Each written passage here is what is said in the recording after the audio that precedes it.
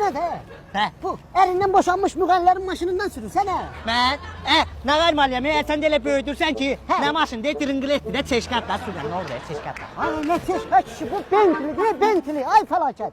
Ay mektep okuma, kitap uzlaşma, hırla zırıqlanma. Bu maşından sür hamsa müəllim diyecek.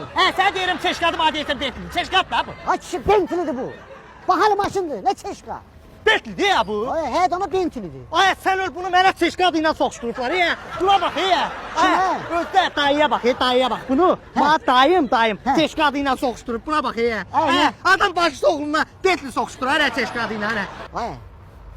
Yavaş ol. Ay. Sen niye benzin sen? Nə oldu be, benzin də içirəm. Nə var ya burada? Ay kişi neden iş yok edecek zehirleri böyle. Əlaqət olmadan mədəm öyrəşib. Özdə mən sənin üçün elə belə oğlan deyiləm. 92 içmirəm. Premium içirəm, premium. Sen akıllanmadın da